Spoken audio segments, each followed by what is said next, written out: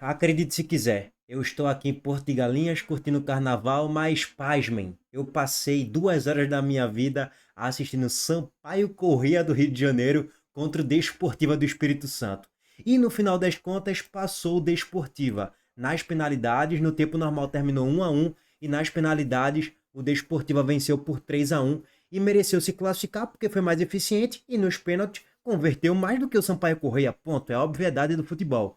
Você olhando para a bola jogada, foi um jogo de certo modo equilibrado. No primeiro tempo, o Sampaio Corrêa foi um pouco melhor, teve mais volume de jogo, teve mais presença no campo de ataque, inclusive criou as primeiras boas oportunidades da partida no primeiro tempo.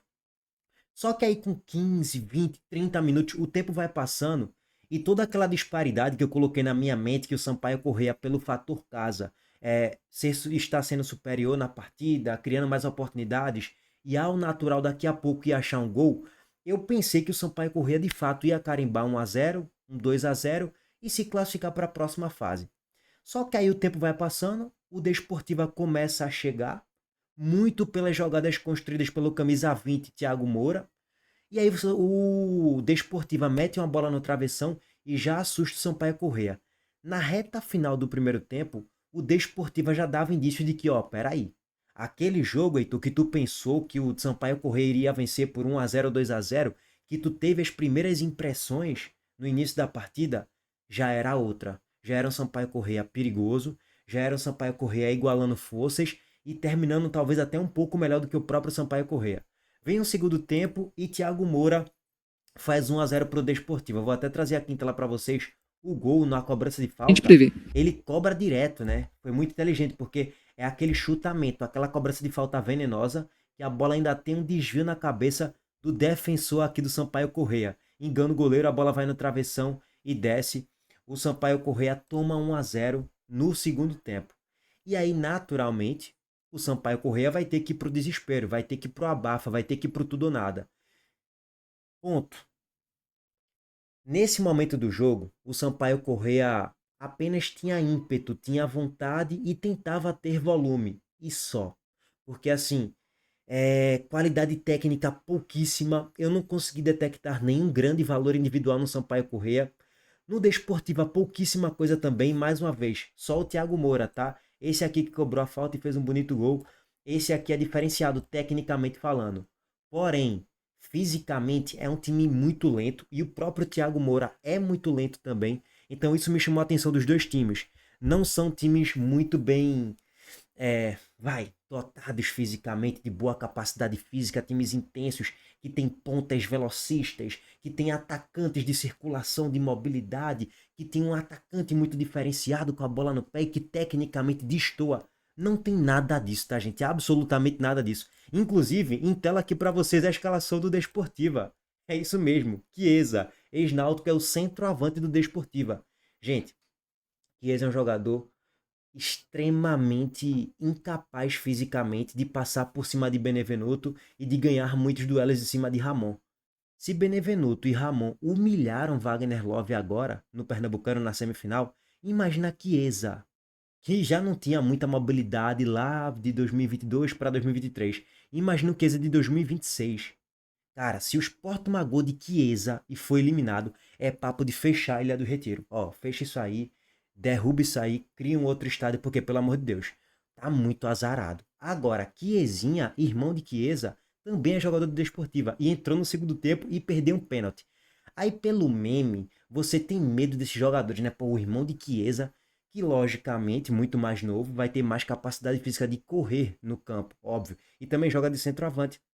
Não é à toa que ele entrou no lugar de Chiesa. Mas ainda assim, gente, pelo amor de Deus, o time tem extremas limitações técnicas e físicas. Mais uma vez, desse time aqui do Sampaio Corrêa, do Desportiva, me chamou a atenção o lateral esquerdo, William Simões, que é um lateral de boa construção ali com a bola no pé, interessante até, ok, mas nada demais, defensivamente não marca muito bem. E do meio para frente, Thiago Moura. Esses foram os jogadores que mais me chamaram a atenção no jogo de hoje, positivamente falando. Negativamente, que é uma piada, não ameaça ninguém. E outra coisa, esse Juan é um marcador até intenso, é um cara que corre bastante, tal, é combativo, ok, nada demais, tá? O goleiro Pedro Zanetti. Alô, Zé Gabriel. Alô, sei lá, irmão, Max. Alô, Barleta, corta pro meio e chuta. Ah, mas eu estou a 30 metros da barra. Dane-se. De pena, alô, de pena, cobrança de falta. Mete a bola na barra. Mira a barra. Não mirem, eu quero meter na gaveta. Não, porque não precisa. Esse goleiro do Desportiva me pareceu ser extremamente inseguro. Tudo que eu tô comentando aqui, tá, gente, é baseado em impressões iniciais. Eu nunca vi um jogo da Desportiva na minha vida. Inclusive, é a primeira vez na história que o Desportiva passou para a segunda fase da Copa do Brasil. Então, são impressões que eu tive do jogo. E impressões, já diria o ditado, né? Daqui a 2, 3 jogos, tudo pode mudar, porque eu só vi um jogo desse time. Mas assim, o Pedro Zanetti hoje falhou grotescamente em 2 lances no segundo tempo. Os jogadores de Sampaio Corrêa chutavam de longe e ele rebotava para o meio da grande área. E não eram finalizações super perigosas, não eram finalizações que o gramado atrapalhou o goleiro do Desportiva Pedro e por isso que ele rebotou as Não tem nada disso, tá? Porque o goleiro é ruim e é extremamente seguro. Então, assim, se eu fosse o Sport, eu chutava muitas bolas de longa distância. Clareou, irmão. Pancada. Clareou. Pancada. Não tem muito mistério. Bom, beleza. O Sampaio Corrêa acabou até empatando o jogo, né? Num momento que o Sampaio Corrêa nem estava tão bem no jogo, mas estava tendo mais ímpeto, estava tentando ter um pouco mais de volume de jogo e acabou fazendo o gol de empate num pênalti bizarro cometido pelo jogador do Desportivo sem necessidade nenhuma. E aí, reta final do segundo tempo, 41, o jogador do Sampaio Corrêa bateu muito bem, deslocou o goleiro e fez o gol de empate 1-1. Você analisando a partida como um todo, não ficou um injusto esse 1-1 não. O Sampaio Corrêa quase que virou o jogo 2 vezes na reta final do segundo tempo, depois do gol de empate. Restando 10 minutos ali, o Sampaio Corrêa foi ainda mais para cima, criou mais oportunidades e fisicamente a impressão que ficou é que estava até um pouco melhor do que o Desportiva, que só estava fazendo se defender. E até o momento, até em determinado momento queria segurar o 1-1. E acabou conseguindo, mais pela incompetência do Sampaio Corrêa do que pelos grandes méritos do Desportiva, tá? Bom, penalidades. E na cobrança dos pênaltis não teve muito drama, tá? Thiago Moura bateu muito bem, bochecha da rede. Zé Carlos ainda tentou chegar lá, se esticou todinho, mas muito no canto. Até acho que o goleiro deveria fazer essa defesa porque o chute não foi forte. Mas 1-0 Desportiva, gol de Thiago Moura, para mim o melhor em campo e o melhor jogador do Desportiva. Beleza, e aí começam os erros do Sampaio Corrêa. O Sampaio Corrêa perdeu 3 pênaltis e todos eles praticamente sem ter mérito nenhum do goleiro. O primeiro, bola na trave, bola para o lado, goleiro para o outro. Finalização na trave. O segundo, aí o Desportiva, pum, 2-0, bola para o lado, goleiro para o outro. Mais uma vez, Zé Carlos não foi bem no lance. Segundo, pênalti perdido do Sampaio Corrêa. A bola foi para fora, meu irmão. Tipo assim, se não tivesse essa tela aqui, era capaz da bola sair do estádio. Era bem capaz disso ter acontecido, inclusive. Então, assim, 2 pênaltis perdidos do Sampaio Corrêa, sem mérito nenhum do goleiro do Desportivo. A bola simplesmente uma foi na trave e outra foi para fora isolando. Pelo amor de Deus. Esse aqui é Chiezinha, tá? Lembra um pouco ele ou não? Chiezinha foi pra bola e bateu muito mal. O goleiro do Sampaio Corrêa fez a primeira defesa, deixando o time ainda vivo ali, né?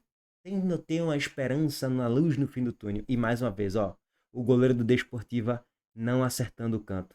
Bola pro lado, goleiro pro outro. E o goleiro do Desportiva não fez a defesa mais uma vez. Beleza. Só que aí o Desportiva, pum, toma. Bola na trave, entra. O Desportiva faz o 3-0, 3-1. E aqui, ó. O último pênalti perdido do Sampaio Corrêa. Mais um pênalti perdido que não teve mérito nenhum do goleiro. Ou seja, 3 pênaltis perdidos, nenhuma defesa do goleiro, uma bola na trave, 2 bolas para fora e o Sampaio Corrêa acabou facilitando muito a vida do Desportiva na cobrança dos pênaltis.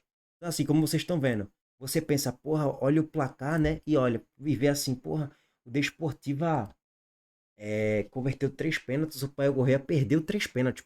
Então o goleiro fez milagres, né? O goleiro foi fundamental. Não, não, não, o goleiro é fraco. A culpa mesmo foi da incompetência do próprio jogador de Sampaio Corrêa. Ponto. Bom, dito tudo isso, olha o estádio que o Sport vai jogar. Já temos data, horário e agora local definido. Estádio Engenheiro Alencar de Araripe. Meus amigos, eu vou trazer aqui em tela para vocês um frame que o Arthur mandou para mim lá no Twitter. Um salve aí para ele. Cara, é bizarro demais. Eu botei um frame aleatório do jogo só para ver como é que tá as condições do gramado. Saca isso aqui, irmão. Olha isso aqui. Olha a quantidade de vezes que a bola quica no gramado, meus amigos. É esse tipo de situação que o Sport vai ter. Não tem torcida desportiva, né? Não tem aquele estádio com clima de caldeirão, com 10 mil torcedores no estádio. Não vai ter isso. Agora vai ter um gramado em péssimas condições, como vocês estão vendo aqui. Olha a quantidade de vezes que a bola quica. E isso é um adversário forte contra o Sport, logicamente. O Sport vai jogar fora de casa, sem o apoio da torcida e num gramado ridículo. Então, deve ser um jogo muito físico, um jogo de muitos duelos aéreos. Mas assim, aí Coutinho é importante nesse tipo de jogo, o Benevenuto no ataque também. Quando ele for para a cobrança de escanteio é muito importante nesse jogo. Então vai ser um jogo muito físico. E fisicamente o Sport vai sobrar para cima do Desportiva. Tecnicamente já sobraria naturalmente. E fisicamente eu espero também que sobre. Agora vamos ver como é que vai ser a postura do Sport. Vamos ver como é que vai ser o futebol coletivo apresentado pelo Sport, o Sport naturalmente fazendo um gol, dois gols, o Desportivo vai ter que se abrir, o Sport vai atropelar nos contragolpes. Barleta é muito mais rápido do que qualquer lateral do Desportiva. Então, assim, acho que o Sport tem tudo para avançar. Acredito muito que dá para avançar sem muitas dificuldades. Aliás, a grande dificuldade é o gramado.